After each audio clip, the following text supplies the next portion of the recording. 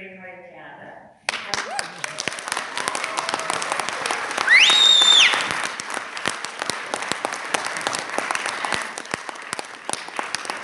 And this is my dear friend and deputy leader of the Green Party of Canada, Joanne Roberts.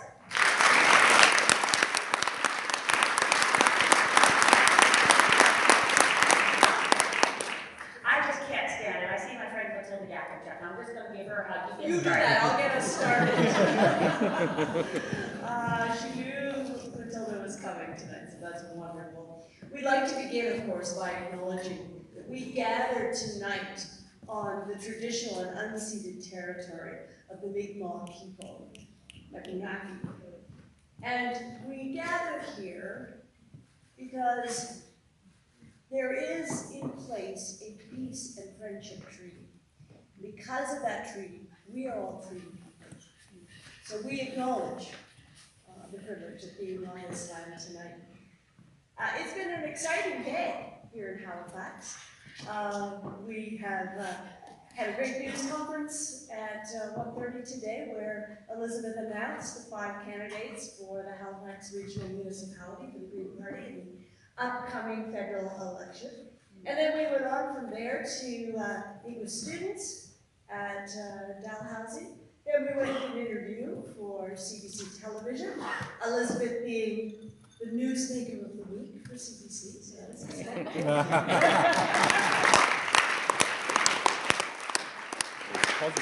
She managed to fit in seeing a couple of old friends who couldn't come tonight. She had a bite of some vegetarian chili. Then we went to CTV to do another media interview, and here she is. And you know, at every stop along the way, I have been so impressed by something that I have recognized in this woman since I met her. And that is, she is a woman of conviction. She is a woman of integrity. She's a woman of intelligence. And she is the woman we need right now in our country.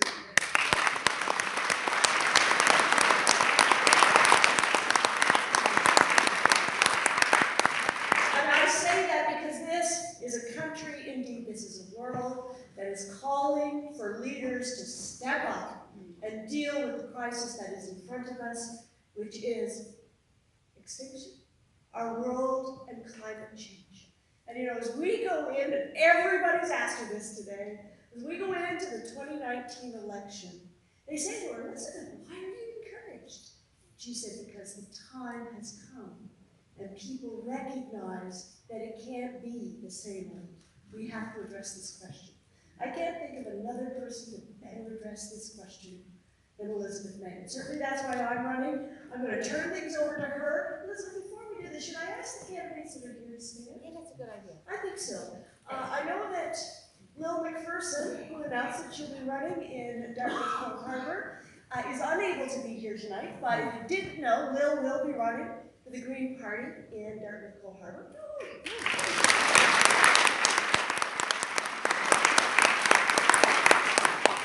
Thomas Strappenberg is here. I know he is. Yes. Oh, there.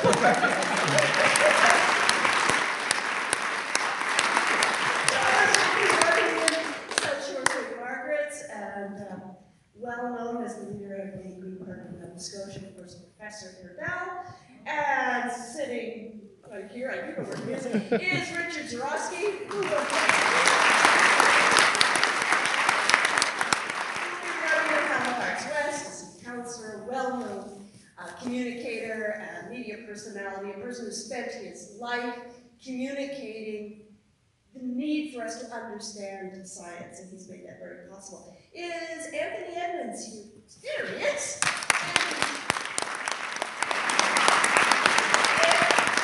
Anthony is an aerospace engineer. I was telling him today, I don't know a lot of aerospace engineers, so I just like keep saying that. He's also a man who's very committed to participatory democracy, or as I like to say, people power politics. And he'll be running in Sackville, Preston, Chesapeake. So, thank you very much. And Elizabeth has reminded me that I should tell you all that I am deputy leader of the party, but I'm also the nominated candidate for the federal riding of Halifax.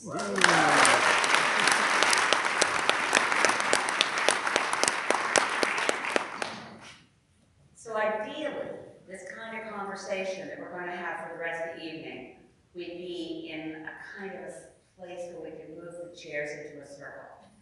But as you can tell, these aren't very movable, and I'm really happy there's so many of you because it would be a very large circle, and that would be cool, except. So this is actually the kind of gathering, sometimes people call them town halls. The goal here is for Joanne and me and our team that's taking notes to do more listening than talking.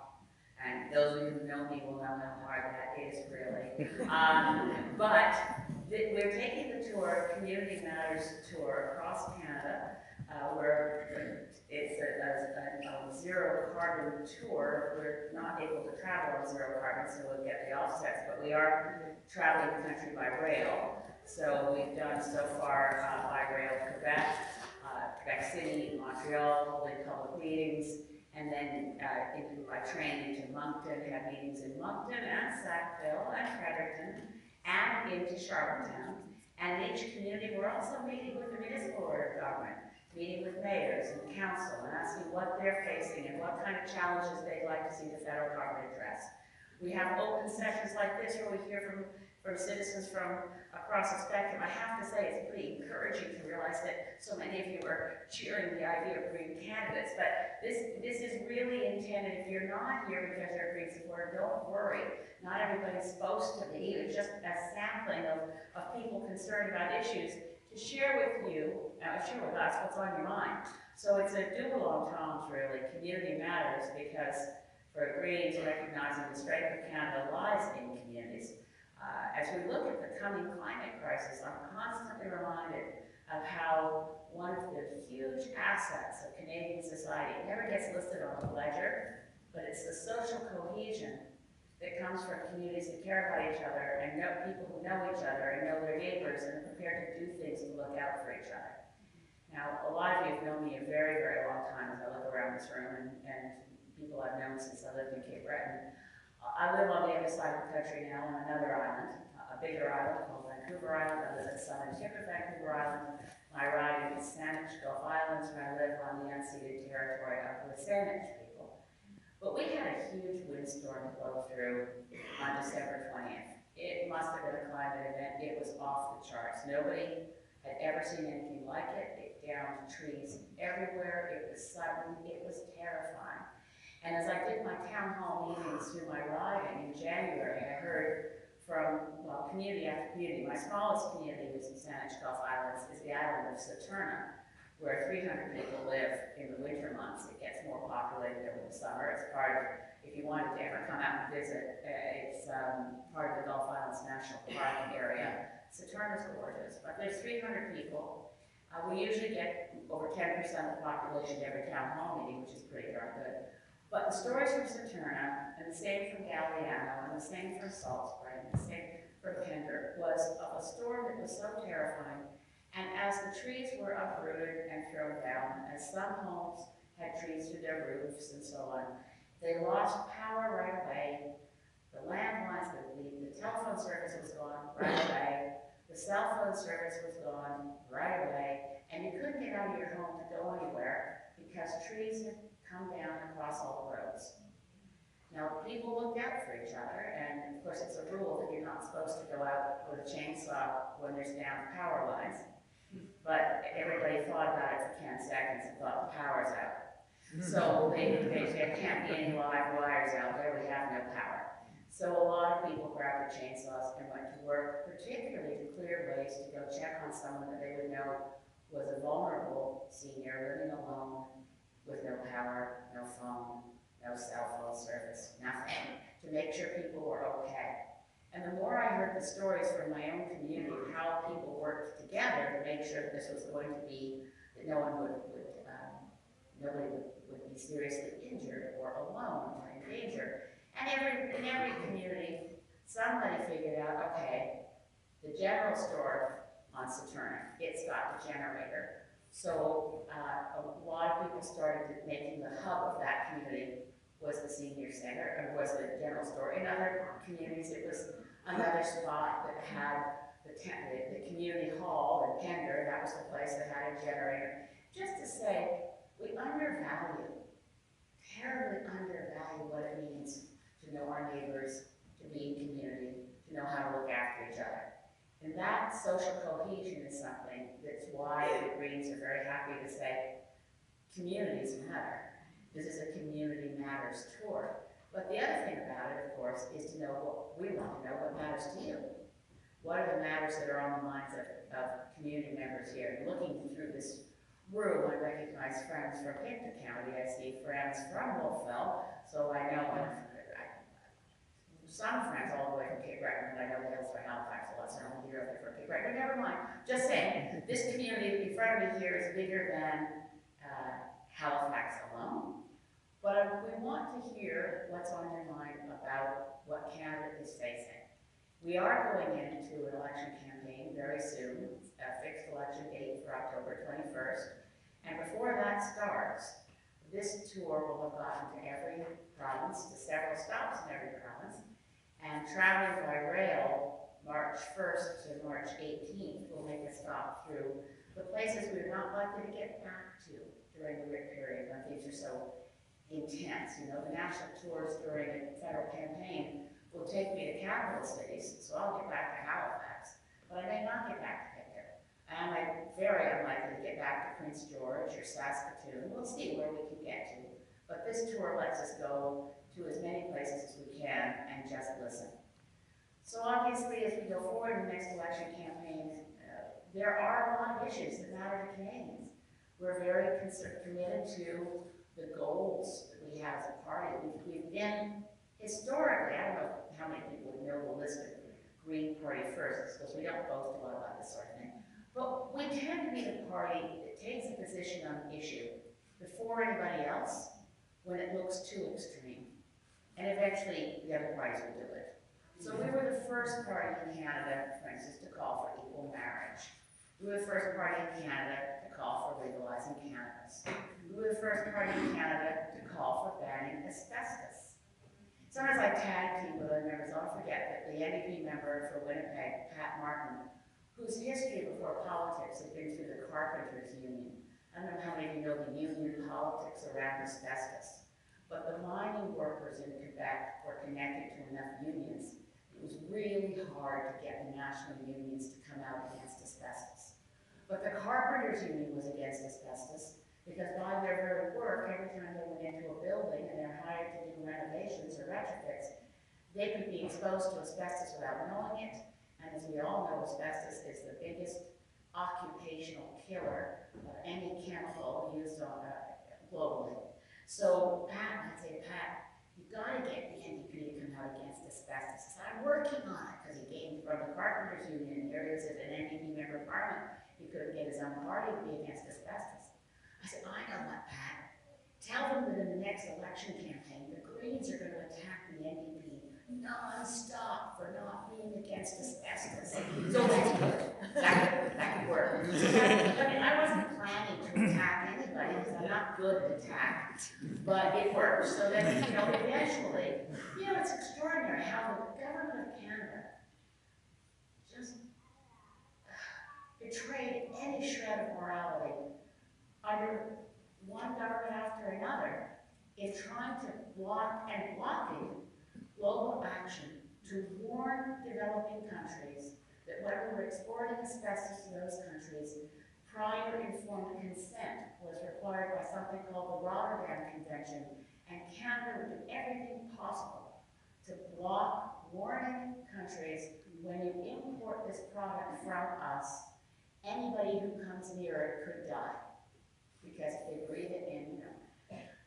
So all that effort for all those years for the mining jobs in Quebec, mining asbestos, where of course the highest levels of mesothelioma in Canada were in Quebec. The highest levels of women dying with asbestos-related conditions were in Quebec because the wives of the miners just laundering their clothing was enough to cause an occupational illness. Usually an occupational illness. It took so long to finally get asbestos banned. It only happened when Pauline Marois from Parti Québécois decided to say, you know what, we're going to pay off the miners, we're going to get them pensioned off, we're going to have transition strategies for the communities, but we're going to stop mining asbestos. Sometimes these things take a bafflingly long time. But again, we're the first party to do that, and it became everybody does it. Now, we're the first party that called for a national pharmacare plan to ensure that all Canadians have access on the basis of our universal health care coverage to any prescription drug that they need. But we also want to screen prescription drugs much more rigorously so that we only have drugs registered that are likely to help more people than they kill. Because the pharmaceutical industry has, we know, a history of making enormous profits on drugs that cost them pennies to produce, but also sometimes drugs are prescribed and people use them as prescribed and they die. So we want to be very rigorous about making sure that our pharmacare plan actually involves avoiding oversubscribing or overprescribing prescription drugs. Pharmacare will be key in our platform again. So will our policy that it's time to eliminate poverty in Canada. We've been the first party to call for guaranteed livable income. We'll keep calling for it. Eventually, I'm sure it will happen. It's the next logical piece in the social safety net that Canadians have come to expect, which started back in the 60s when the government of Lester B. Pearson was a minority. I'm going to come back to this again. I'm hoping for a minority parliament this fall. Because minority parliaments, even if you have, I won't call it a rump group, because basically the character and the caliber of the small party in the 1960s that propped up Lester Pearson's government. They never formed a coalition, but that small group was the NDP back in the 60s with Tommy Douglas and then David Lewis. And Lester B. Pearson gets the credit, and he should, I suppose, but so should that group of 17 NDP members who were the reason that we got our national health care coverage, got our unemployment insurance, got Canada pension plan, all in that one parliament in the late 1960s. Also got student loans, but no interest payment. A lot of good policy. We also got the flag, should mention that. But our goals, the next logical piece in our social safety net, once we get bringing pharmacare, we're the only country in the world with a universal publicly accessed health care system that doesn't include automatic drug coverage. We're the only country that doesn't automatically do that. The next piece after that, that's logical, is we have to make sure everybody receives a check from their government that constitutes enough money to live on without living in poverty. That's guaranteed livable income. And when we have that, then we don't have to, because we're going to face some really disruptive episodes in our economy. We don't quite know how artificial intelligence is going to play out. But if you read the forward-looking analysis, we're going to see a lot of people, and we're going to see workers replaced by non-humans. That's basically the way to look at it. I'm not quite sure how this makes sense. Most politicians rant on about jobs. I have to say, one of the things I've observed as a member of parliament, I have so many employers come to me because they have positions open and they can't find workers to take up those jobs, and there's a mismatch somewhere. It's one of the observations of my brother the other day. I was talking to my brother in Cape Breton, and he said, you remember when we were kids and we were running the schooner restaurant market? He said, do you remember how you kind of had to know someone to get a job at the fish plant? Shed cat fish plant, yeah. I said, those one of those good jobs, year round. He said, yeah, now he said, it's all temporary foreign workers. Well, where did everybody go? Well, it's a good question. Where did everybody go? Yeah, so I'm looking at this as a little bit crazy. We have to make sure our society works for communities, that people can find the work they're trained for, that employers can find the workers they need, that we protect those parts of our economy where we're not going to see artificial intelligence taking over, and we ensure that Canadians' sense of self-worth is driven from what they're doing that's interesting, not necessarily from the paycheck. Because we're facing a very interesting period where a lot of what we expect or think we know is going to be outdated by events very quickly. So the railing on about jobs, yes, it's very important for people to have jobs, obviously. But I see a lot of employers who are saying we can't find the workers, and workers are saying we can't figure out where the jobs are. We've got to figure that piece out.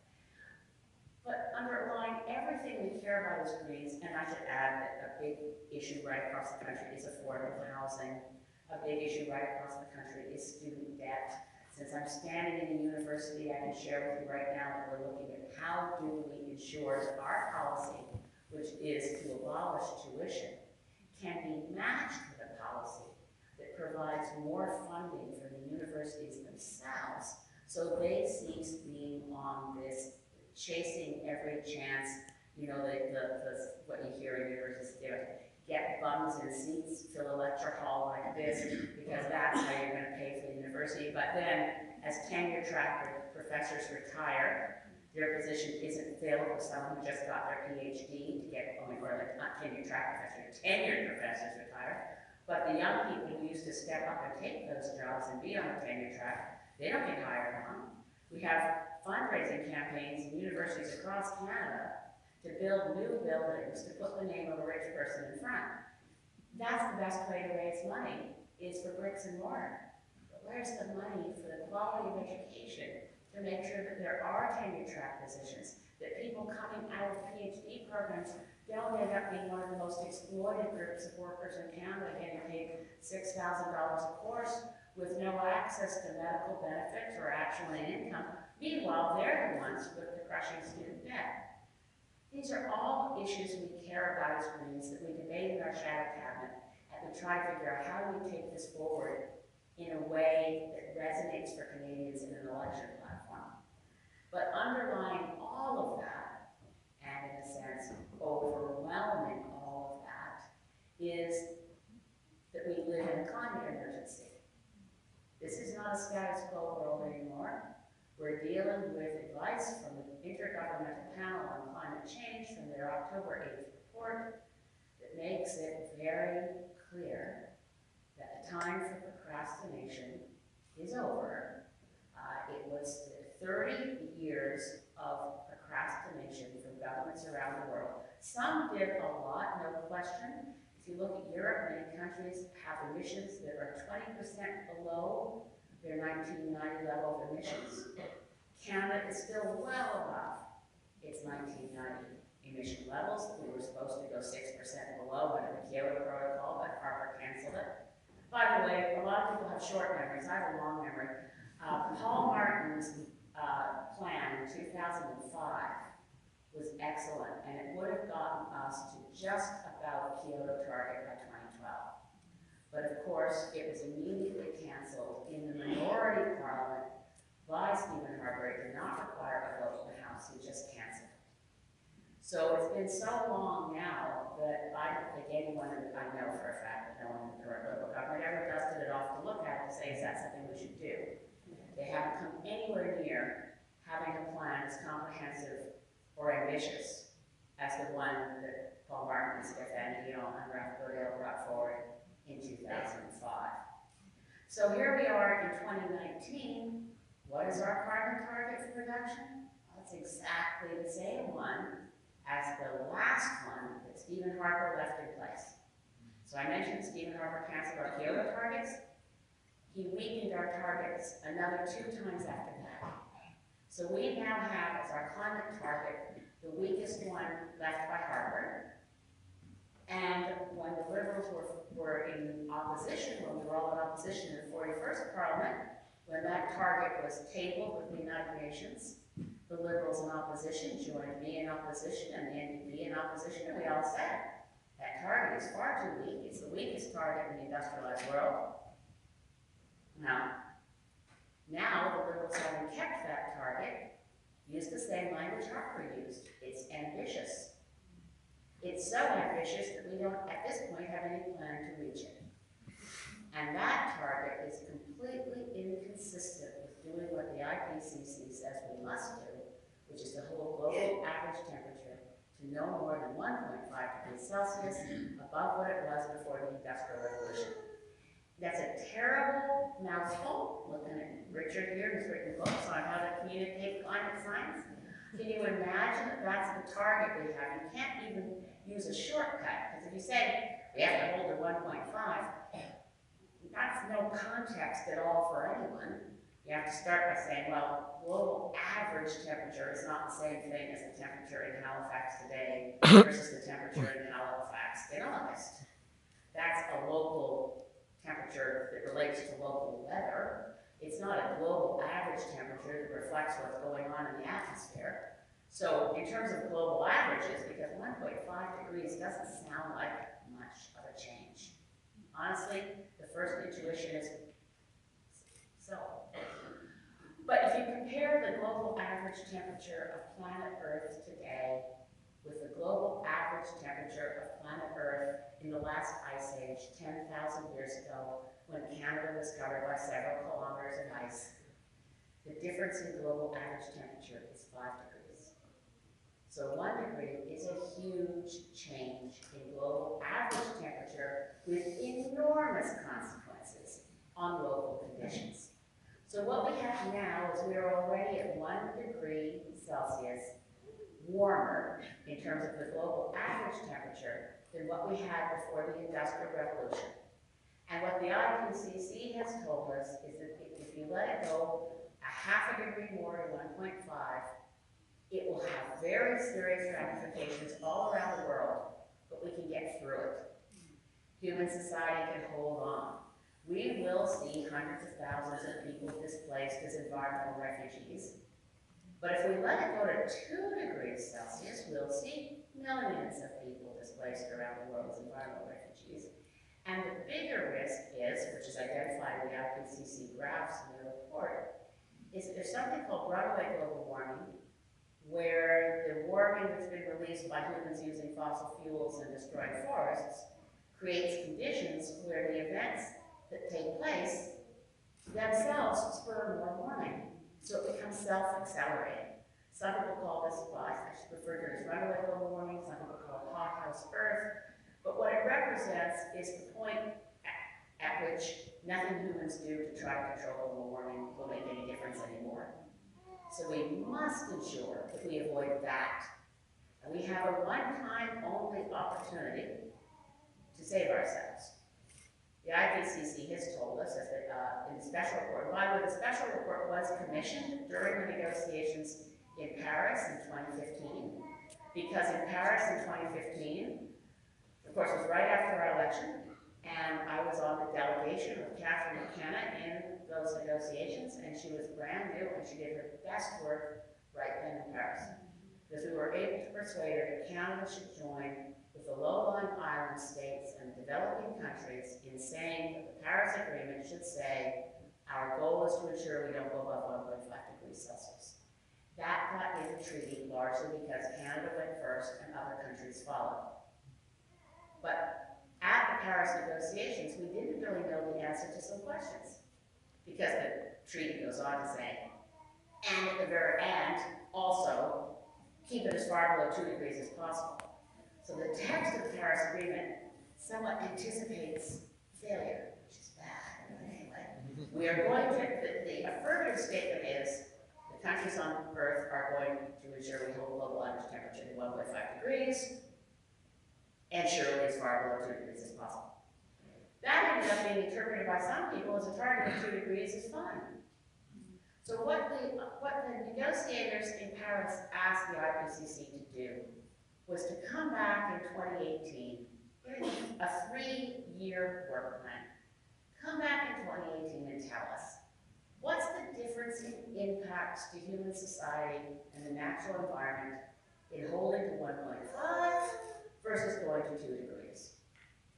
And they also asked, tell us if it's still possible to hold to 1.5 degrees, because so many scientists and climate modelers were crunching the numbers and saying, look, we're already at 1 degree Celsius. How we're on track to be stuck at 1 degree Celsius. How can we hold it at 1.5? Do we overshoot and go back? Anyway, I'm getting into too much science. But it was really important to know, can we hold to 1.5? So the IPCC report last October told us 2 things. 2 degrees is, in fact, too dangerous. We must hold to 1.5 or we risk the end of human civilization and potentially our own extinction and the extinction of the other species on this planet with us. We can avoid going above 1.5 degrees Celsius, but only with the kind of effort that represents massive, transformative change everywhere, and a Herculean level of effort by governments around the world. And that chance, that window to hold to 1.5 is closing. So the opportunity we have is a once in a literal lifetime. It's a once in a forever for Homo sapiens that we've got. And the IPCC expressed it by saying, by 2030, all the emissions from fossil fuels must be cut to 45% less than what they were in 2010. We must ensure that they're cut that deeply by 2030. Now again, the way that got covered in the media was, we have 12 years. And that meant Catherine Canada went to Paris and Canada, and I hate to tell you, every other country on earth except for the Marshall Islands and Fiji went to the climate negotiations at COP24 in Poland last December and didn't move their targets at all. Every single country on earth, but particularly the industrialized world, needs to take the IPCC report very seriously and act on it. And I was unprepared for only Fiji and the Marshall Islands acting. I kept hoping against hope my own government would act, and I was active like, it's getting to the microphone at a UN conference and saying, Canada has withdrawn our nationally determined contribution of 30% below 2005 levels by 2030, and our new target is 45% below 2010 levels by 2028, 2027. I don't think 2030 is reliable because the IPCC has a history of underestimating the severity of events and overestimating how much time we have. But in any case, get in front of a microphone, announce our new changing targets, get back to Canada, and deliver on it. That's what we have to do.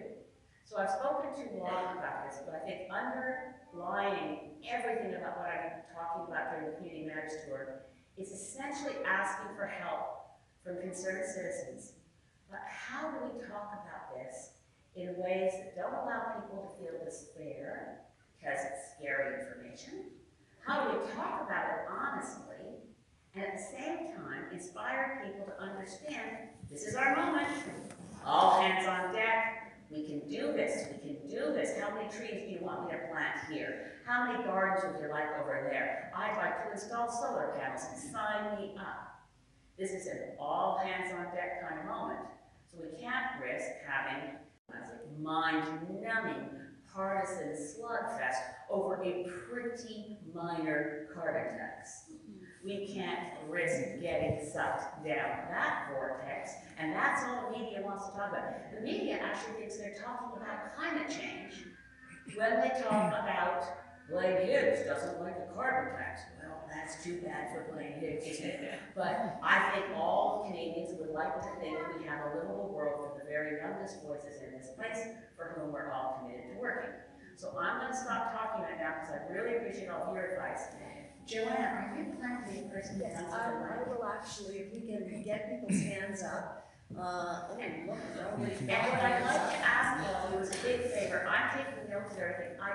Stephanie's willing to. Okay, great. That's good, Stephanie. So maybe we'll get a couple of sort of. If we have, what I'd like to ask as a favor, first of all, we have a lot of people here tonight. So first, thank you for coming out. So many people.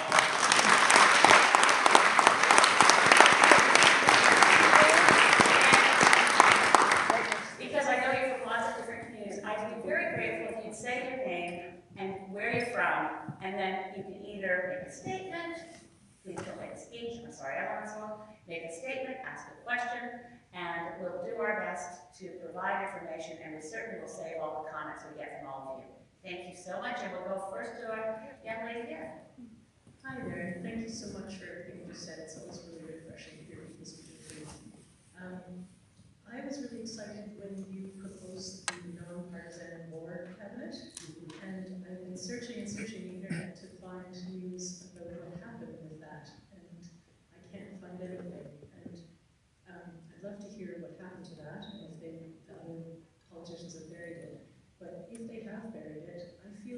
you folks are in a really good place to be able to try to get that into the media, because I think that if there was a national campaign to let the whole country know that that proposal has been buried, that that was a good proposal, and we should have that, and everybody should be shamed if they are trying to bury that. And I will, you say your name and where you're from?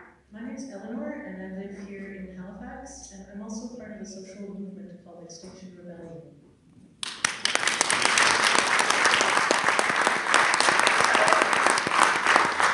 I'm really glad you even heard about my proposal for a work cabinet, because here's the evolution of that idea, and I'll do it in a nutshell.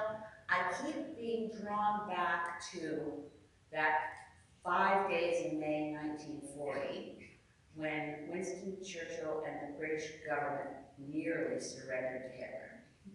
I'm drawn back to it because it was having conversations with friends who were feeling so despairing that they almost didn't want to talk about the idea that we can get out of this, that it's not too late.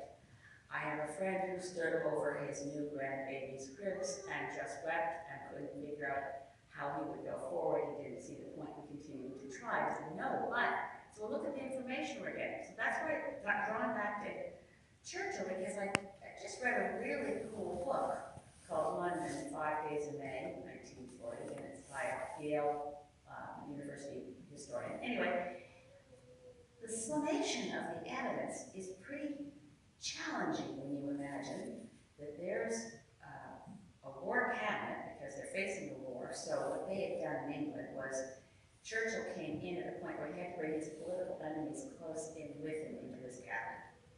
And so Neville Chamberlain's there, and the people are there, and they're saying to him, which is all true, the entire British army, over 200,000 men, is pinned down on the French beaches of Dunkirk. The Luftwaffe will strafe them if they try to get away from where they're stuck on the beach. And the beaches are too shallow for our Navy to go rescue them. So there's no saving them. Meanwhile, the island of Britain, the island of England, has no defenses against an invasion, because over the last number of years, under the appeasement policies of Chamberlain, there was no preparation for the idea that we might be going to war. So there's nothing prepared to stop an invasion. At the same time, the governments and countries through Europe were falling like dominoes: Belgium, Poland, and France. And Churchill then called the United States to see if they might be able to help, and they said, no, we can't help. I mean, this book, this marvelous historian's book, has bits of the diaries of the people who had been close to Neville Chamberlain, saying, Neville knocked back, soldiers on Dunkirk are finished, USA no good. When I was saying, some things never change. But anyway, but they go through the analysis of where they are and why they almost give up. Now something, inspiration, Churchill asked, how many civilian boats are there in Dover? It certainly wasn't a military asset. Like what I said earlier about social cohesion.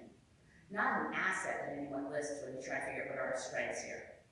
How many civilian boats are there in Dover? Oh, there are 861.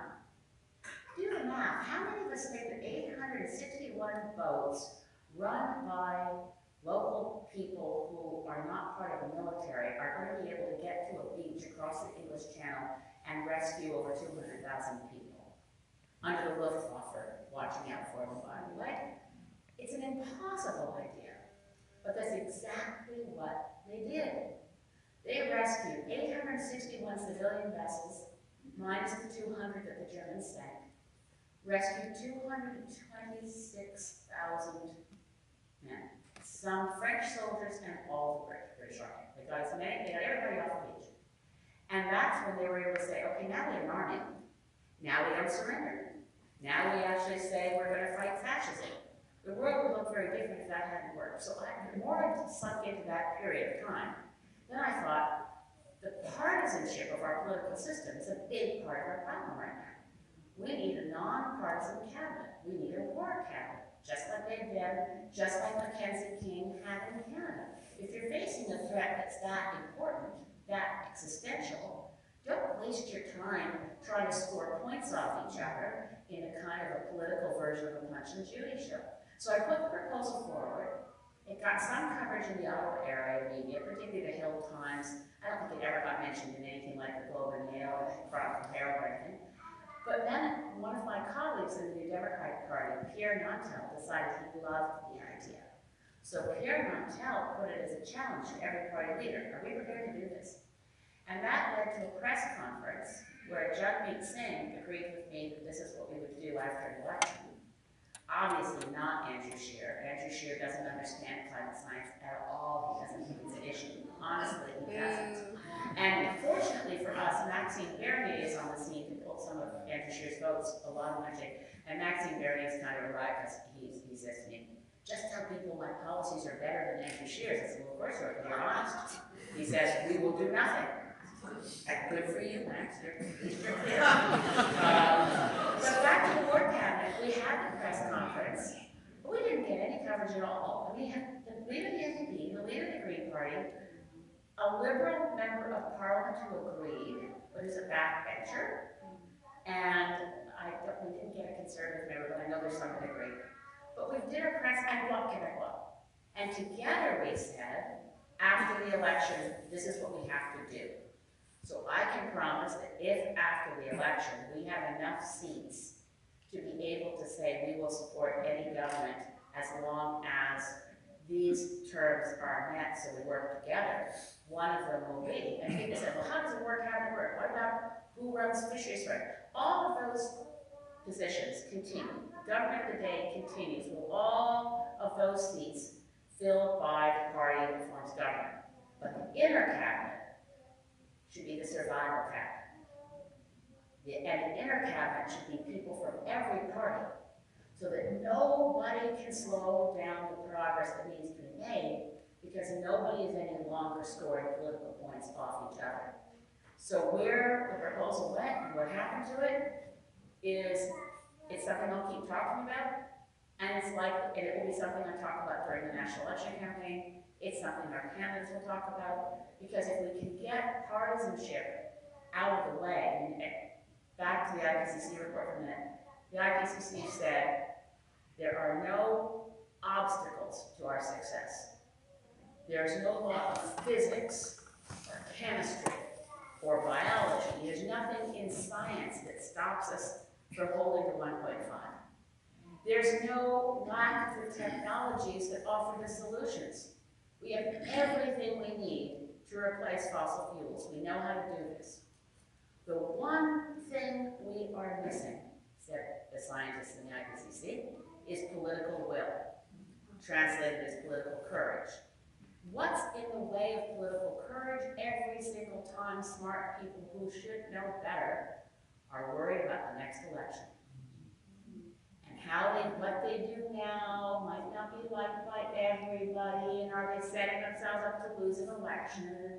Would you say, are you serious, given the scale of what we're facing right now? But that's the conversation, which is why I think I'm sorry I went on so long on it.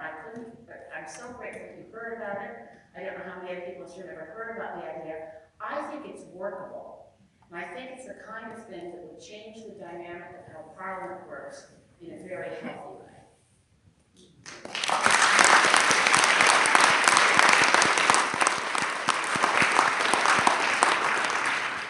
Hi, Neil Livingston. Just two quick things. One is, could you explain a little bit about how the Liberals changed the criminal code on behalf of since in that one? Because I just heard about that this week. And also, I would like to see you commit to tearing up the equivalency agreement between Canada and Nova Scotia, which allows Nova Scotia to be the last province in Canada to burn coal with no schedule for Nova Scotia to get off coal. Okay, Neil Livingston is a friend of mine since 1976, I think. Because, well, I was working in the kitchen at the restaurant, and Neil came in, and the waitress came back and said, there's two guys out there. I think they're really hungry, but they don't have money. They only ordered a bowl of soup. So anyway, he was just, it didn't work. It was a little awkward for him to get a plate full of peanut butter and jelly sandwiches and another bowl of leftover vegetables, because we thought they were hungry and didn't have money to buy food. But anyway, never mind. That's how we met. I don't plan to do this to everyone, mind. How did we get a change in the criminal code? And I have to apologize, I read every bill carefully, even omnibus budget bills that are over 400 pages long. This was presented in such I didn't see it as controversial. It was just a change the criminal code. It was buttressed by, this has been done in other countries, a deferred prosecution, deferred agreement, is it deferred prosecution agreement? I thought, yeah. And the idea was presented in the legislation as rather than proceeding to criminal trial in a case where it fits, a corporation would be able to make amends for violations of, for breaking the law. They could provide full restitution financially. They could do other things as well. It didn't occur to me as I was reading it, the get out of jail free card for SNC and Madeline. If I'd spotted it in the context in which we now understand it, I would have brought it forward for debate, but we never debated it. Right? It never came out of the 400-page omnibus bill. It never came up in the committee where we did clause by clause. So that's what it is. And of course, the current controversy about Jody Wilson-Raybould, whether she was pressured. Clearly, the actions that have taken place since then, the Prime Minister's actions, her actions, suggest that there's something that must be investigated here and questions that must be answered. Like, did anyone pressure Jody Wilson-Raybould as our former Minister of Justice and former Attorney General? Who pressured her, and did that pressure amount to such significant pressure that it could constitute the crime of obstruction of justice? Until those questions are answered, it hangs there, undercutting public faith in our institutions.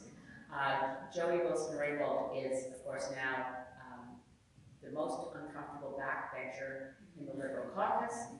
She's hired one of our former law professors from Dalhousie here, who went on to be Supreme Court jurist, Tom Cromwell, as her personal lawyer, which is really, really interesting.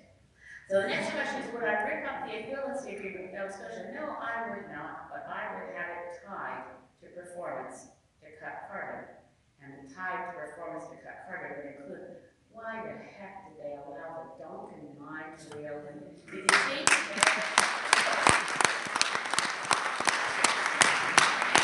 As predicted, Klein from the US, who runs coal mines, automated coal mines, he's an anti-union kind of employer. They've had massive, let's on to this massive safety violations in the Duncan mine. So basically, going off coal means you stop burning it, you stop mining it, you stop shipping it out of your port, which applies to Vancouver. We are talking about whether we survive or not, and every province's equivalency agreement, every federal provincial transfer of funds should have baked in, we're going to 100% renewable energy for our electricity sector. We are unplugging the interprovincial barriers in our east-west grid so that every part of Canada can get renewable energy more cheaply, and if they're not ramped up to produce renewable yet, they'll be able to buy excess hydro from BC or Manitoba or excess hydro. Quebec Hydro has more than enough renewable energy for the Maritimes, but you can't get it past the pinch point in Moncton. Anyway, it's a long story, but that's what I would not do as you request, Mr. Wilson, but I would deal with it. All right, next question.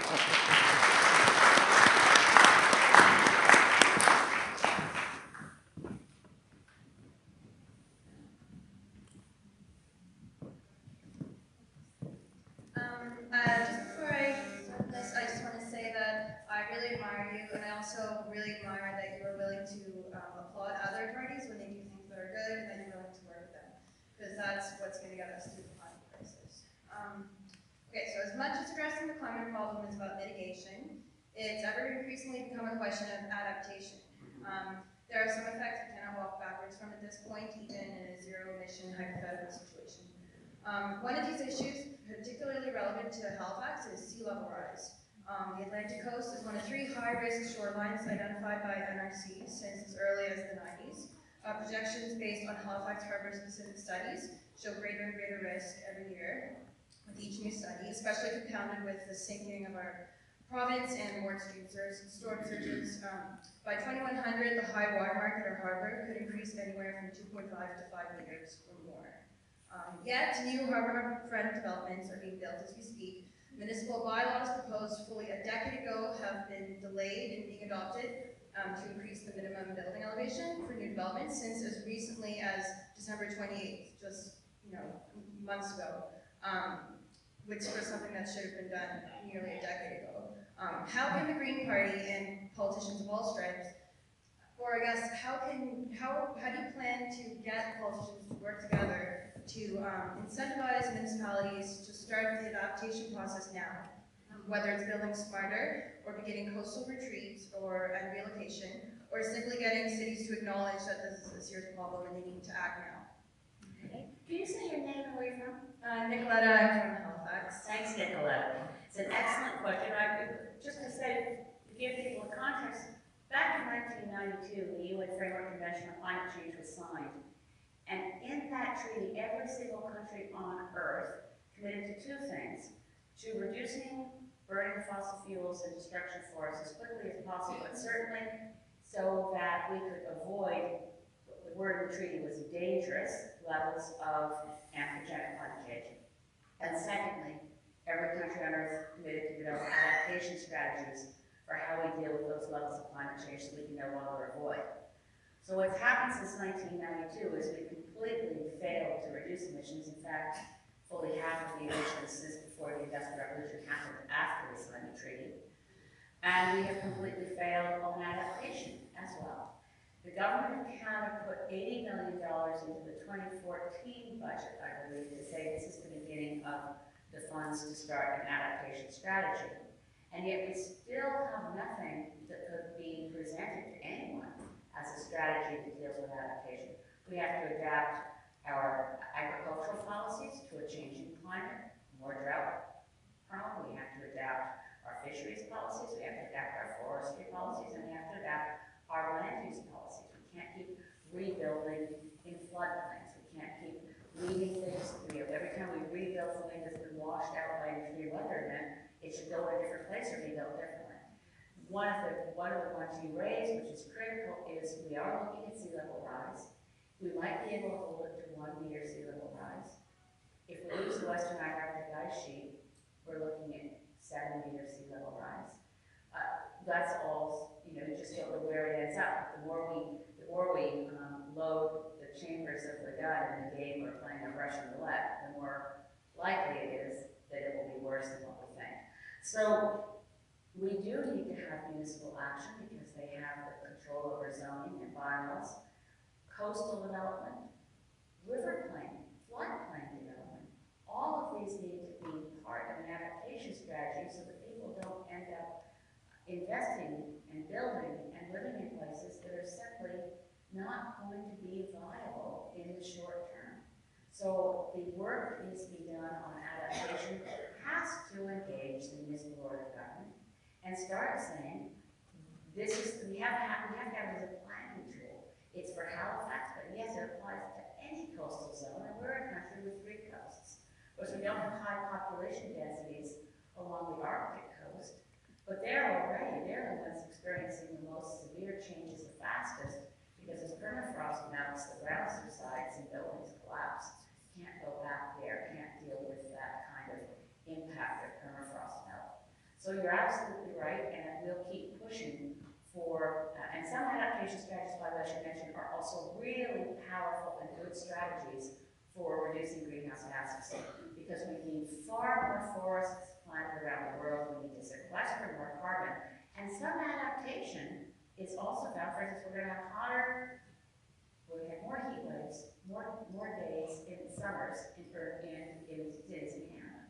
But one of the wonderful things that is both adaptation and mitigation is the more green roofs you have, the more gardens you have, the more you can deal with the island hotspots that occur, the inner city heat effect, by having more forest cover all the time. One of the best things we could do as a country in terms of our international commitment would be to replant the world's mangrove forests, because we've lost between 1/3 1/3, 1/2 of the world's mangrove forests, and they're obviously not in Canada, they're equatorial. But bringing them back will help protect coastal communities from sea level rise and storm surges. At the same time, it helps fuel the biodiversity of the marine environment, because the root systems of mangroves are great places for fish nurseries and restocking them. So there's a lot of great things we could be doing, and one of them is making sure we're not promoting new developments in places that are going to be too prone to sea level rise. So I thank you for the questions. You're exactly where we should be.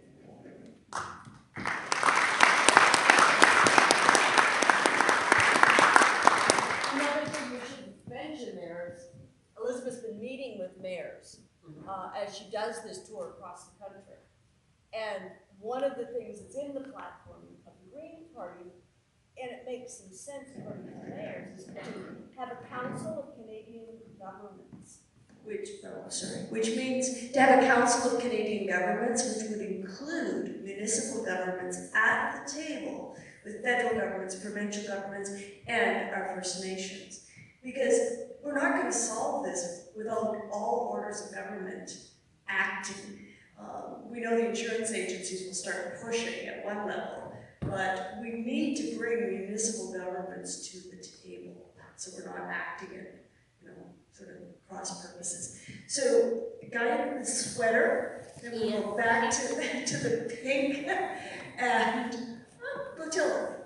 And up and over here. So I'll try and keep an order of speakers, and I'll direct you around. So we'll start with the sweater, and we start to just, yeah. So, if you could talk about this without addressing the obvious connection to climate change, I'm interested in what from your perspective out west, on the BC coast, what your perspective is on the most recent developments of the Trans Mountain expansion project, what it means for your part of the world, what it means for Ottawa's relations to communities and First Nations communities, and what it might mean, what that whole thing might mean for Atlantic Canada. What is that fuzzy thing? Maybe your thing is starting, is too close to your phone. Oh, that could be it. What is that fuzzy thing? But I don't have the phone on. Okay, Ian, thank you. The Trans Mountain Pipeline proposal never made any sense, and it makes less sense by the day. It's a very frustrating situation we're in. As you all know, I think the Alberta government has spent $23 million on their advertising campaign. I've learned something new. Truth in advertising laws do not apply to governments. So there is no requirement for truth in advertising in government ads. So just to run through it really quickly for you, I was an intervener in the interview process. So is Unifor, the largest union in northern Alberta. You need to know that Unifor opposes the Kinder Morgan pipeline because it would be exporting jobs that every barrel of bitumen sent to another country is exporting jobs from Canada to refineries in other countries. The NED process was such that they said to Unifor that Unifor's evidence to establish the threat to jobs in Canada could not be presented before the National Energy Board because it exceeded the mandate for the review, because the NEB said it had no mandate to study the impacts on the economy or on jobs. Now that should have been front page news somewhere. So now we're going to say there would be, it does remind me of the old Max McDonald song on the offshore. We'll be millionaires, zillionaires, and more when the offshore oil comes ashore. And we have the Max saying, sure. So anyway, the total number of jobs, according to Kinder Morgan's own evidence to the NEB, is 90.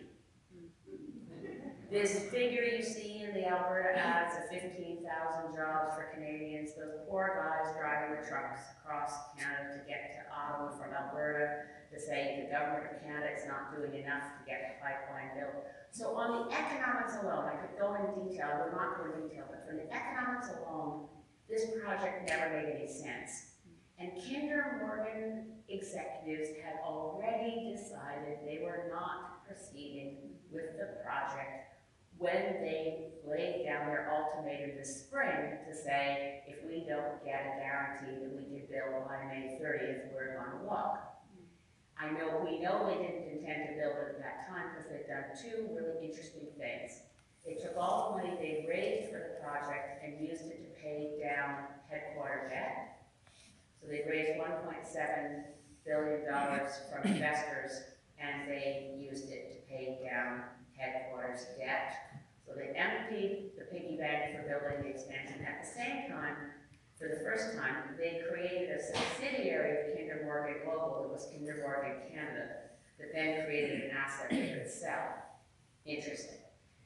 Kinder Morgan, by the way, was founded by Richard Kinder, who was one of the executives of Enron.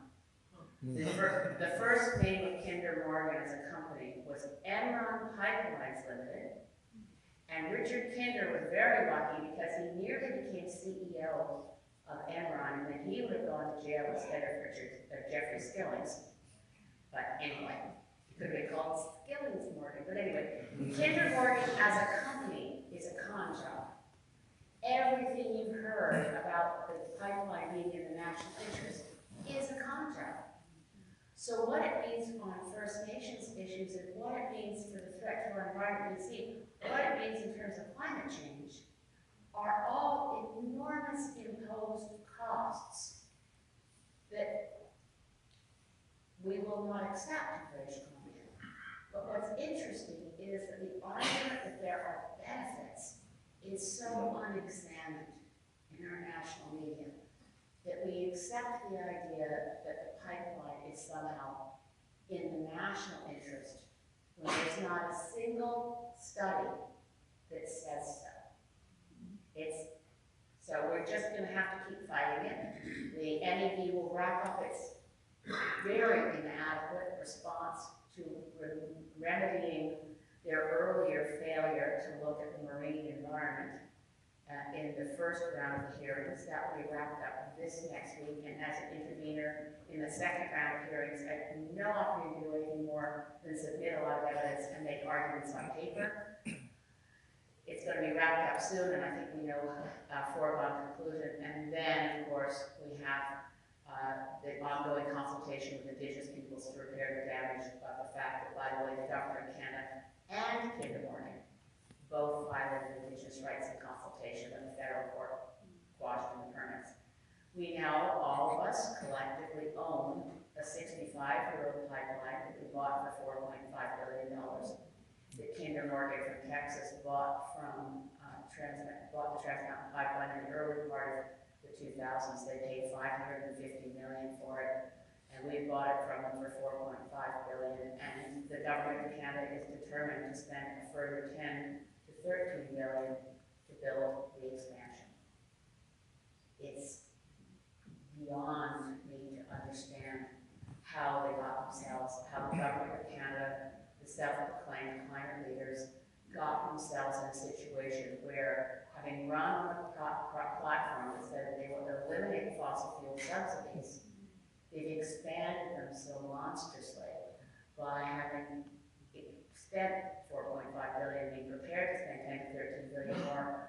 Far more money is being spent out of public funds to expand fossil fuels in Canada than to make the immediate shift to get off them.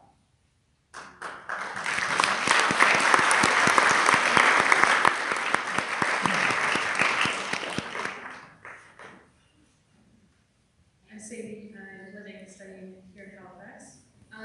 My question for you is, I know that a lot of Nova Scotians who are in the agricultural and fisheries sectors are feeling very alienated in our movement towards sustainability and are therefore voting very right-wing and conservative. So I was wondering how you would tackle that issue and involve in this conversation. So, just a second, say you said the people in fisheries and agriculture. well, I hope that's something I hadn't considered, because I work so closely with so many fishers, and so many of the fishermen have been at the front lines on sustainability, so it's interesting to hear you say that. I think it's very important to communicate clearly with people that want, in agriculture and fisheries, ignoring the climate crisis is a direct threat to their ability to make a living. We all need our farmers, and we've been very strong in the Green Party in supporting supply management. Very concerned right now that a number of trade deals are eroding supply management between CETA plus the revised NAFTA, now called the USMCA, and the TPP. Cumulatively, nearly 20% of Canada's dairy market could be open to competition from U.S. dairy. And one of the things that some people here may remember was the fight to keep Canada from registering Monsanto's product, bovine growth hormone, for use in Canada. We kept it out of Canada, but we should now fight to make sure that we have a law that says dairy products contaminated with bovine growth hormone aren't allowed into the Canadian market.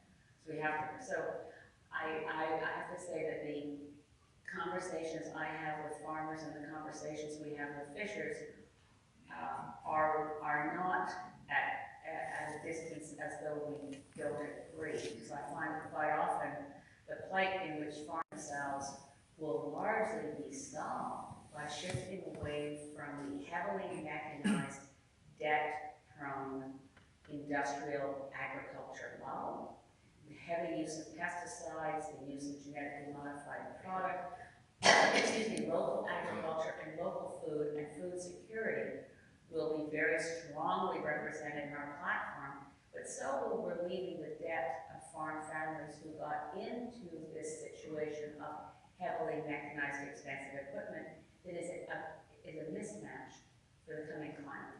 And in terms of fisheries, again, a sustainable fishery is part of sustainable biosphere. Life in the oceans is critical for all of us. If we allow the climate crisis to continue, if we continue burning fossil fuels, the ocean will be too acidified to support many species. So I appreciate you raising it. I hope you find the opportunity to have the conversations with the people you're in touch with, so that they don't see that to vote for a conservative party that it currently, and this should not be a left-right issue. I go back, again, historically to say that in the 1980s, 88, 86, 92, in that era, Canada was in the lead on a lot of key issues, including fighting ozone depletion, fighting acid rain, and we were early leaders on the climate issue when we had a majority progressive conservative government.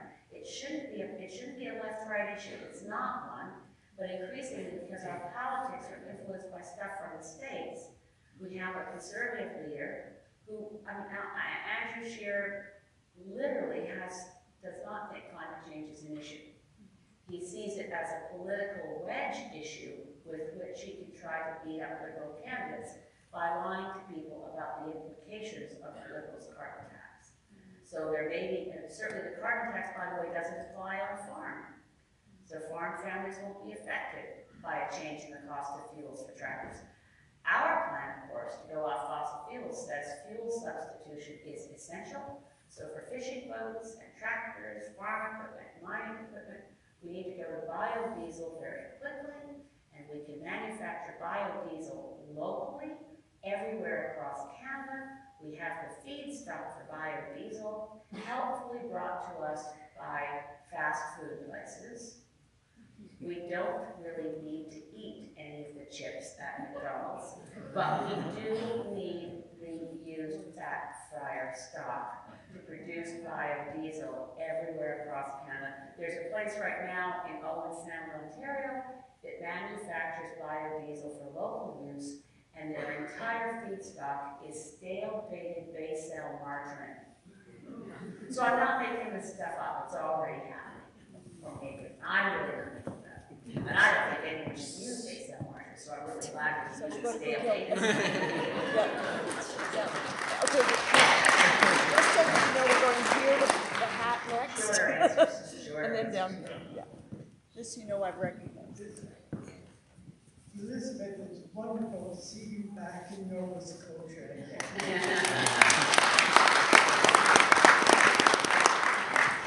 My name is Clotilda, and I was very happy to hear that your party is committed to a national farmer care program. Since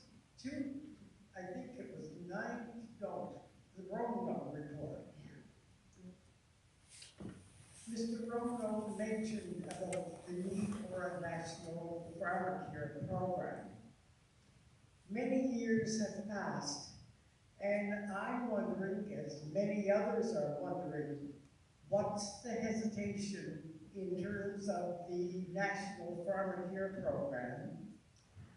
Why is it taking so long? And could you comment on how your party will implement a national care program if you can? Thank you. I'm not going to tell any stories about how long I've known Clotilda, but I do want you to recognize in this room that we have here with us a real hero in this province and nationally. Clotilda has the Order of Canada, the Order of Nova Scotia. She was the first Black woman to graduate as a nurse in this province.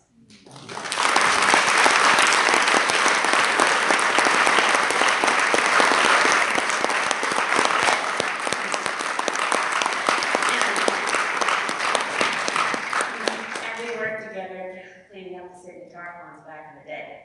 Our Pharma Care plan, the Pharma Care evidence is overwhelming. There was a Romo report, is still relevant. A very recent report by the leading experts, some from U of T, one from UBC, Steve Morgan is his name, so people who like to go look things up, if you look for Steve Morgan, UBC, Pharma Care 2020, you'll find all the data that proves that the fastest growing cost in our healthcare sector is the cost of pharmaceutical drugs. That pharmacare as applied in other countries, they compare the prices of a prescription for a drug in Canada to a prescription for a drug in New Zealand. We're paying hundreds of times more than we should. When you look at the evidence, it's overwhelming, and I asked myself, and I started asking people like Steve Morgan, why have we not done this? Big pharma. The pharmaceutical lobby is huge, and they really are, is the camera still here from CBC? They're really greedy bastards. They are. So, how do you do it? How do we handle it? What do? We need a nationally sourced buying program, because it turns out, I mean, as much as I think the pharmaceutical lobby is aforementioned, I discovered how was it that when they were fighting, they're immoral as well as greedy, fighting the provision of HIV drug cocktail to Africa. They were not making it available at a price that any African nation could get. And then Clinton Foundation went in and negotiated a bulk purchase price that brought the cost down from unaffordable to pennies. Turns out when you deal with big pharma and you give them the money up front, which is when they want to see it, and it's predictable, they'll bring the price way down. The other thing we need to do is do away with the very generous protections for intellectual property for pharmaceutical companies so that we have many, many more generic substitutes.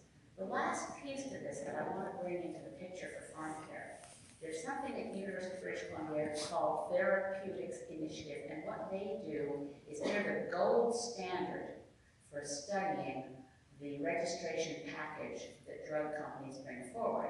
And they study it to determine, will this drug help more people than it kills? I mentioned this earlier.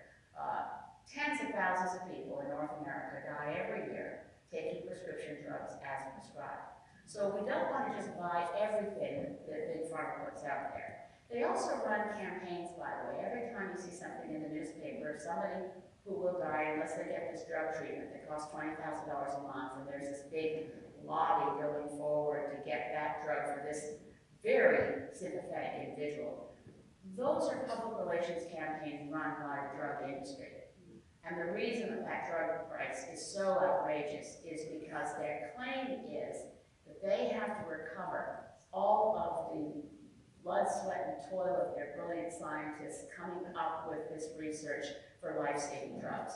The truth is, and this was published in the New England Journal of Medicine a number of years ago, a study that said basically everything they're bringing to market is a small tweak on an existing invention. They're not having to recover lots of research prices. This is just their public relations science. So we need to have what New Zealand does, which is also important, to make sure that people aren't being over-prescribed with drugs that are counterindicated for each other.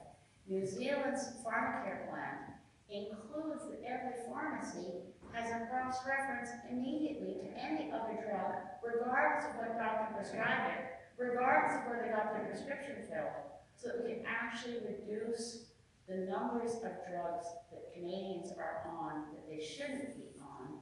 But when a Canadian needs a prescription, no one should decide, I can't afford to fill this prescription, so I will go without. So it's urgent, it should be done now, and the only reason it hasn't happened is the lobbying power of the pharmaceutical industry.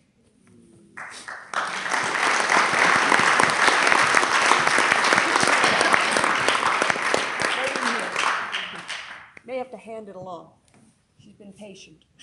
Thank you. I'm saving the time. This is Janet Eaton from Wolfville. Yes.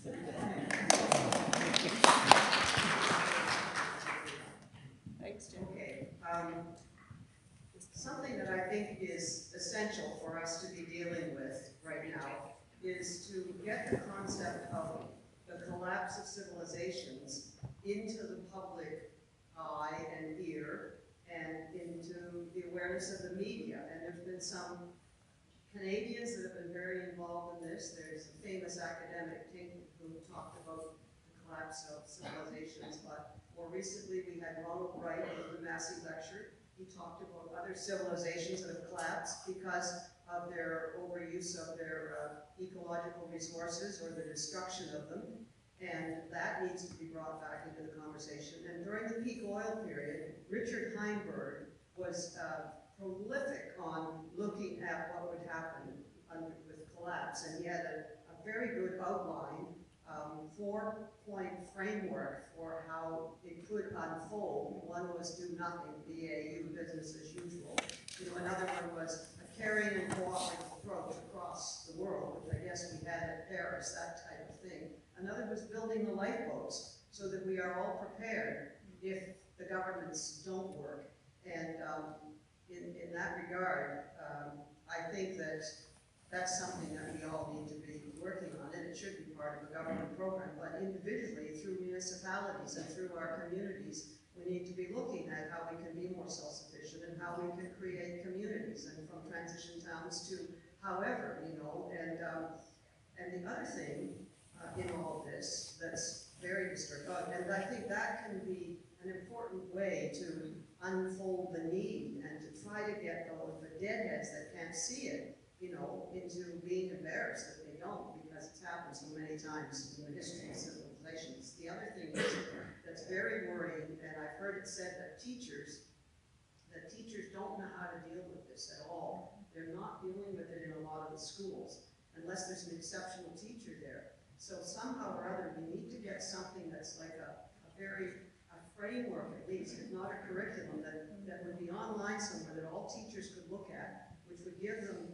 the courage to talk about this. And that puts me in light of, that's a recent professor in England, Professor Rupert Reed, speaking at Cambridge, and his speech is online. And it's a bit grim because he starts out at the end of civilization, but he does get into the fact that there is hope and that we need to start talking about a post-collapse society as well and figure out, and that's basically what Heinberg was saying, look, and he actually mentions the lifeboat concept that Heinberg was talking about. But anyway, that's and he mentions the eco-psychologists now. There's a whole new field of eco-psychology, which they're doing grief counseling for people that are aware that we're losing the environment. So we need to get on top of that. We need to have an analysis that works for government, that works for children, and so that, and you're very good at painting the positives in it, and somehow or other we need to get it out that it's threatening beyond anything we've known, but yet there is this hope. And then we lay out how children can get involved, in their schools, whether it's in the environment clubs. And the other thing is to get the field of sustainability to start talking at a deeper level. And one of the Rupert Reed's colleagues called Jim Bender, he came out with a paper, it's a deep agenda.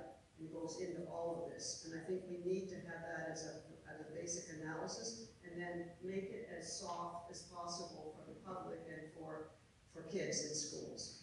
Okay, thanks, Jeff. Let me try to very briefly respond and just say, I don't know, I'm torn all the time. How do I talk about this in an election campaign? I'm not going to hesitate to say, as I said tonight, that we only have one chance to save ourselves, and it's in the next 5 years. And it's not starting in 5 years, it's starting now.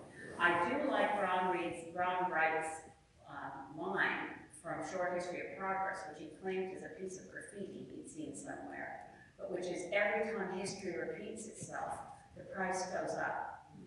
So yes, we can look back at the Easter Islanders and we can marvel at their big heads and their monuments, which they were putting up to try to appease the gods as they cut down their last tree and sealed their demise. We should be smarter than that. We know more. We're run by scientists. We have the time. We have the opportunity. So I'm not ready to go quite to how do we organize ourselves after the collapse of civilization. I want to operate on the basis that we're responsible, grown-up human beings in a family of nations, in a family of humanity that can save ourselves. Now, when you talk about schools, I really have to say very quickly, how many in this room have heard of Greta Thunberg in Sweden? For everybody here who hasn't heard of Greta, go home, Google, and find her speeches. Today, Friday, was the biggest day of school strikes around the world yet. We have, this is a movement started by when she was 15, Greta Thunberg just went outside her school, Stockholm school strike. She had a great comment today because Theresa May in the UK, of course, the Prime Minister. I want you to get used to the name Prime Minister May. But not Theresa. So Theresa May said it was a terrible waste of lessons time.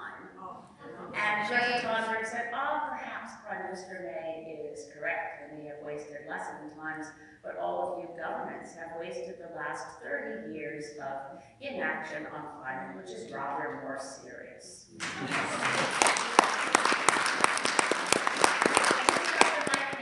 The mic is right here, and then, now I've got lots of questions. Yes. We are running out of time, so how about I'll we do take... shorter answers. Okay, so we'll take 3 more. You still have your hand up? And I'm waiting to say this, and may have lost the moment, but we realize that artificial intelligence is an oxymoron. And the other thing is, Rich Fry reports from Windsor Junction that baboons can tell when we're talking gibberish. And many of the things that you are recounting here tonight strike me as some of the excuses for inaction, for example, strike me as such. So, we find ourselves now thinking about what are the causes of anthropogenic climate change. So not the collapse, where does it come from? And we seem to think that it's probably Pentagon and Pentagon. Probably the first green revolution, 1.0, which is petrochemical agriculture practices. And the final one is selling electricity into the growth economy. That's it. Thank you. Good to see you again, Chris. Thank you. Good points. Who's next? So this young man here, and then we'll come over here, he's been very patient. We are going to take about 10 minutes for questions, and Elizabeth will be available in the lobby. And I'll try to take a cluster of questions and comments together. Yeah, I'll get it. Thanks. My friends know me as Kunda. I'm from Shubenacadie, up near where we're fighting the Alton Gas project. That made me pretty happy that you started by talking about localism. And speaking of local things, in the past month, another one of these happened. It was put on by Maxime Bernier. And I don't know if you guys know, but the subject of the Green Party of Canada, and especially Elizabeth May, was one of the first things that he spoke about. Oh, really? What did you say? Well, I've got that online. You can look it up by looking up the two things. But the thing that's most relevant to this is that he focused on that you and he are benchmates and that you get along because you agreed not to talk politics. And I'm kind of torn between Well, to generalize greatly, I agree mostly with the Green Party on domestic issues, but I see him as having more sustainable positions on foreign and international ones. So I'm really kind of torn between not voting at all, voting for the Green Party, and voting for the PPC. I guess my question is, what are the chances that you might end up stopping that and have some sort of dialogue? Maybe have the Green Party of Canada adopt some of the more freedom-based libertarian ideas, and especially hopefully get Maxime's ear on some of the important environmental concerns. Well, I do try to, it is funny, we do sit together in Parliament. I can't tell you how relieved I was because they've been throwing all the people who've been thrown out of other parties to come sit with me. I was just so happy it wasn't Tony Clement.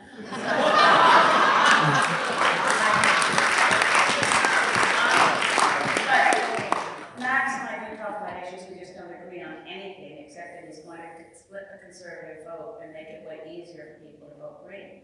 Now, on is there isn't anyone. The Green Party is held together around the world by 6 core Green values. So I just share that with you. And one of our core Green values is a commitment to nonviolent peace and resolving issues. I don't see how we have a commitment to nonviolence and peace in terms of our foreign policy without having functioning governments and nation states with money in the public sphere to do the things we need to do. Max's view is we don't need government at all, which makes me wonder why he wants to be prime minister. But I get along with everybody because I believe that it's that old Canadian model that we can disagree without being disagreeable. And I think it's very funny to know that he came here and told people who are interested in the People's Party that he and I are benchmates. We get along just fine, but I don't see that out of our core 6 Green values, I don't see how we can adopt libertarian policies, but we're always open to conversation, and we are willing to work with any party or any Canadians who are willing to actually think about issues. Where do we find some common ground? And that's sometimes easier than you might think it could be. I would hope so.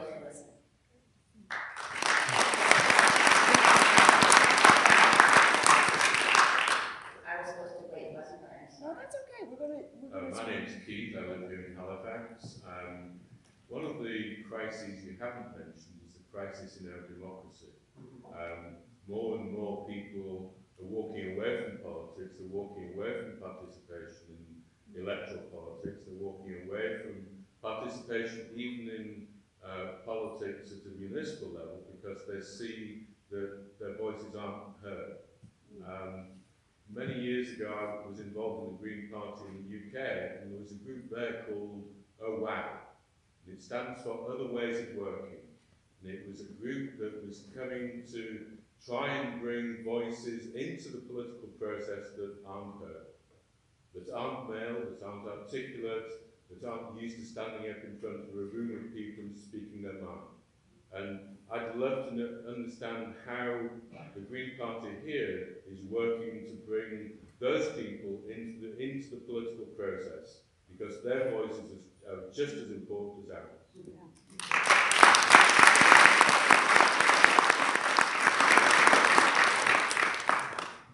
We'll quickly take that. And then we have to, and then we're done. Sorry, but yeah.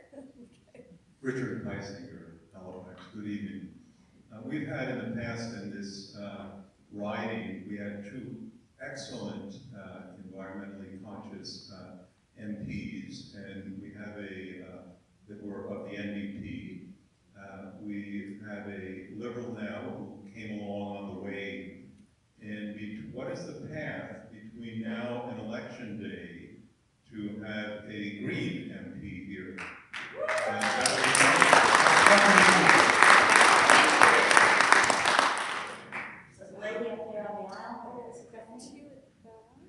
She's been very patient wearing a brown shirt. Hi, I'm Ella Donaldson, and I have a question on transportation, which consumes a huge amount of fossil fuels. I'm wondering what the Green Party is going to do to reallocate infrastructure expenses so that they go to building a new type of infrastructure that is not fossil fuel dependent. Thank you so much. Excellent question. We go right here.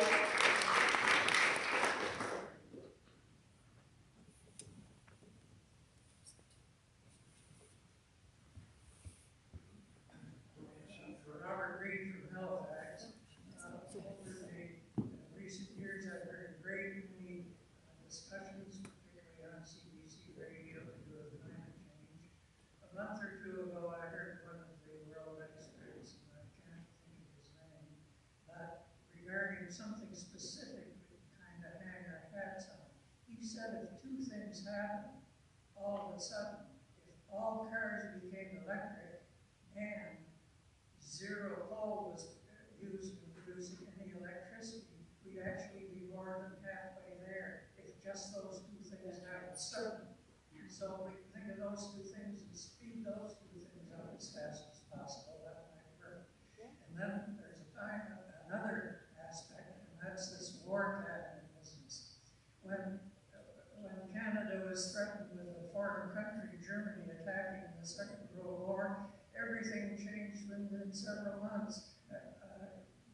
Factories were making tanks instead of cars, everything changed. Well, this is a greater threat even than that. And somehow we've got to get the population around to reacting the way they did to Germany in the Second World War. There's one thing that we did back then, I was a teenager then, and that was victory gardens. And so our family were academic people. We never did a thing in the garden what we did then. And we went out, my sister and I, and our parents, and all our neighbors had a field, and we all had victory gardens.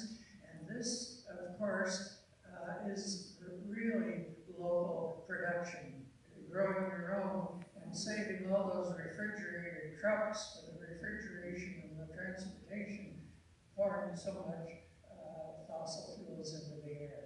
So victory gardens, but certainly if suddenly all cars became electric and zero coal was used to produce. Exactly. Thank you.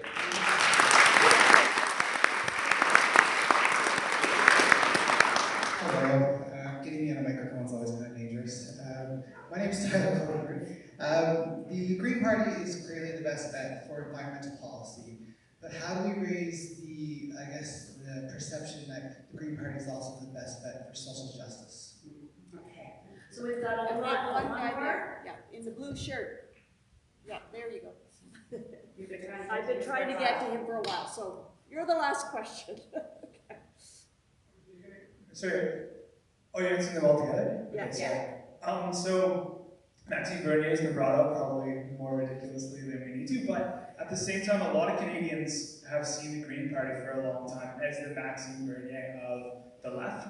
And I just think, how in this election are you going to try to shift that perception? And how is the Green Party looking to fly off of in the last election when we saw youth voters between 18 and 24 coming out in a way that they never have before? How is the Green Party going to leverage that to try to get these new voters onto the Green Party platform? And how are they looking at leveraging other media things, because we talked a lot about how the media sounds, like social media? Thank you. We have a cluster of really interesting questions, and I'm going to try to wrap them all up. And maybe Jordan can, I took notes. If I've forgotten anything, you can speak to it.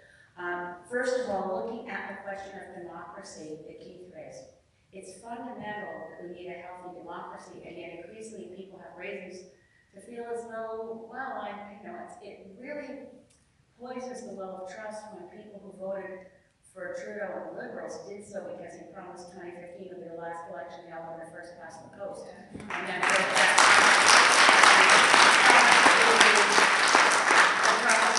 climate leaders that no approval for a pipeline could possibly be given that the nature of the process was so inadequate, so you couldn't possibly approve any project right through that process. The numbers of broken promises, and I'm not saying this in a partisan way, it grieves me because the huge increase in youth voting has made a real difference. A lot of young people put their faith in Justin Trudeau as a new kind of leader, such a contrast with Stephen Harper. The way we try to connect with people, number one, the democracy agenda and trust in government and integrity will be a big part of our platform. Let's speak to that. But I find the best way often to engage with more marginalized people, people who don't feel comfortable coming to sessions like that, like this, is to go to them. So we do a lot of community engagement, we do a lot of, and I find door knocking is enormously interesting because you meet people who aren't coming out to meetings. And I stay on our doorstep talking to people much longer than I should about why it matters to vote. Point out to a lot of people that in 2011, when Stephen Harper so-called won a majority, the largest voting bloc in this country was the people who stayed home. If they had formed a party called the We Stayed Home Party, they could have formed government and been better than what we got. So we have to figure out the ways. I love the oh wow, but okay, quickly moving through other ones. You know what, let's quickly just add a couple of things, just hand pass me your little mic off your thing and I'll get back to you. So a couple of things that I should add that are actual platform ways to respond to that. The Green Party is very much in favor of lowering the voting age to 16. There's a reason for that. There's a reason for that. If you vote in the first election you're eligible for, science has told us you're likely to vote in every election after that. And what's happening is we're missing that 18-year-old vote because they're out of school by the time their first election comes along, and they're not voting. So that's actually a legislative way of getting at that. Same with integrity in government. You will see in our platform that we're actually going to legislate some of the things about like keeping promises, and then there'll be consequences if you don't. So, how do you see our path to win seats? It's really interesting how we have been dealt cards in the 2019 election. They're just unbelievably good for creating a path for us. I don't relish, well, actually, I don't know why I feel so sorry for you. I feel terribly sorry for Chuck Nixon right now because I'm actually polling to the question in national polls from Nick Nano's pollster, who's your preferred prime minister? I'm polling ahead of Chuck Nixon, and I'm not all that far, So the reality is that for the first time I got reporters, I read a reporter ask me the question today, I don't think it is, do you think you could win 44 seats?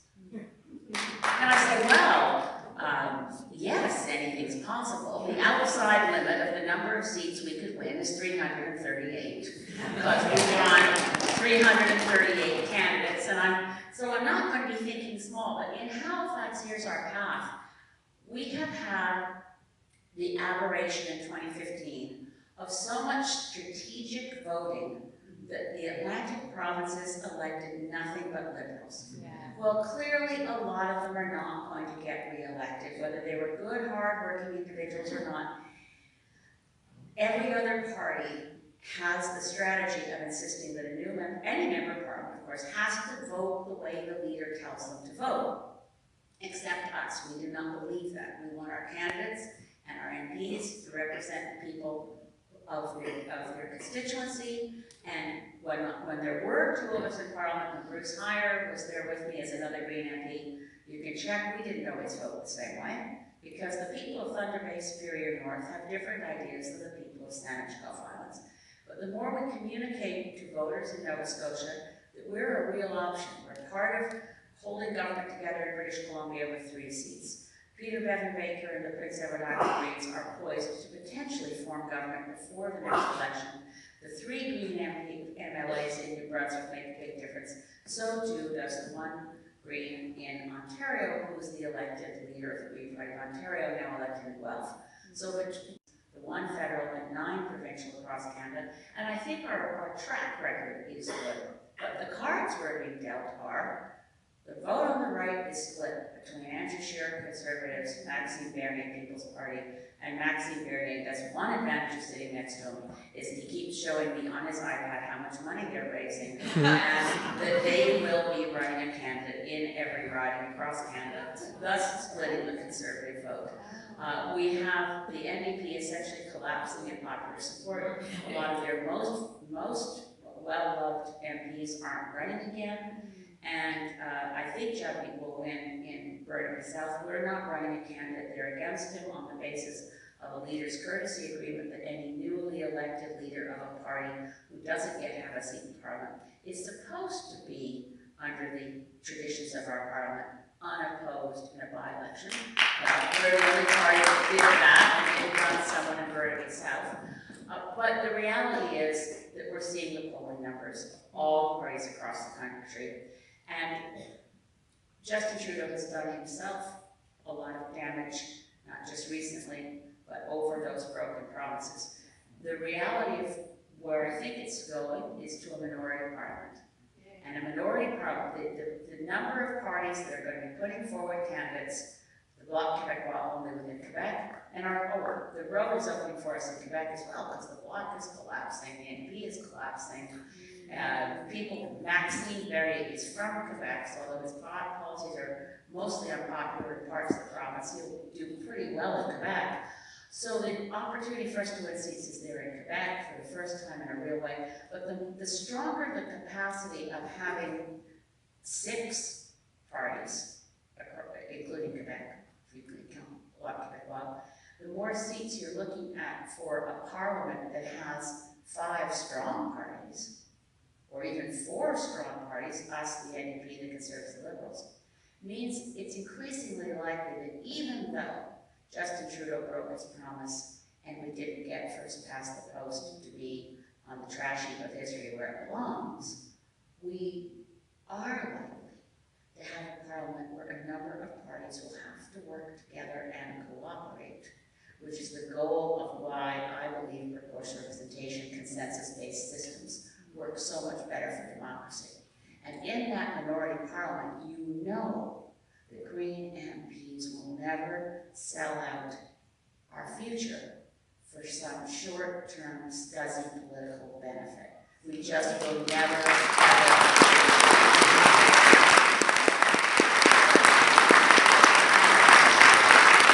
Now, on transportation, I did a press conference with David Kuhn in Fredericton yesterday, in which we called for what we're going to have on the Green Party platform, we can start talking about here. We've always been pushing for better support for Via Rail, but now we're looking at the opportunity to not only augment Via Rail services, we need to put in new tracks, we need to have a rail service that's focused on passenger transportation, but twinned with regional programs to think about rural transportation and public transit that works for people across Canada with light rail linked into the Via route. So it'll be like a backbone with spurs. So we have Via Rail working more frequently, better service, light rail to help carry that service regionally. And of course, going back to the very good points made by Robert Reid, we must get rid of the internal combustion engine, shift to electric vehicles. The Government of Canada should make sure that none of the vehicles purchased by the government are internal combustion engines. They're all electric vehicles starting tomorrow. That'll bring down the price. It'll allow electric vehicle companies to do more in Canada. Maybe we can even get GM in Oshawa to put an electric vehicle plant there because they withdrew from Canada because they're going electric, and we didn't do enough as a country to say, well, look at all our great policies. Well, because we don't have any. So we need an EV network of chargers, and our entire east-west electricity grid must be 100% renewable as fast as possible. These are things we can do, and when we explain them to people, I think they get excited about it. Couldn't agree with you more. Victory gardens. We need to do those things that bring local food close to home, every rooftop, every abandoned lot, every corner, every subdivision. And of course, our farmlands should be where young farmers can go, and the cost of land should not prevent young farmers from getting started in farming. So I think our social justice, we are the party of social justice. It's one of our core green values. We're the first party to call for actually ending poverty with a guaranteed livable income. It will reduce costs right across this country in our correction system, in our healthcare system. It will make sure that students can afford to go to university. We're also abolishing tuition, so that'll help. But we really do need to have the party of 21st century. And this is, I'm going to have to say this, my dear friend Jim McNeil, who was the Secretary General to the Bronfman Commission, was as a kid in Saskatchewan on the Youth National CCF Council. And when he got through school, which was funded by the CCM, he went to Sweden. He got his master's degree. He came back to Canada. He worked directly for, we call him Tommy Douglas. Jim always called him TC. He was a deputy minister in TC Douglas's cabinet in Saskatchewan.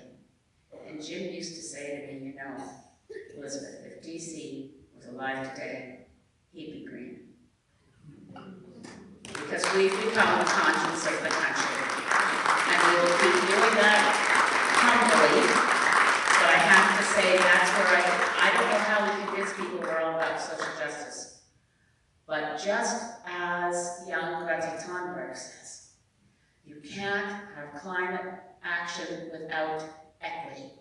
If you don't have justice, you can't move forward to save ourselves as a society. And for all those billionaires who are thinking about moving to Mars, I would like to take up a GoFundMe so we can send them now, and then we get into the business of saving ourselves.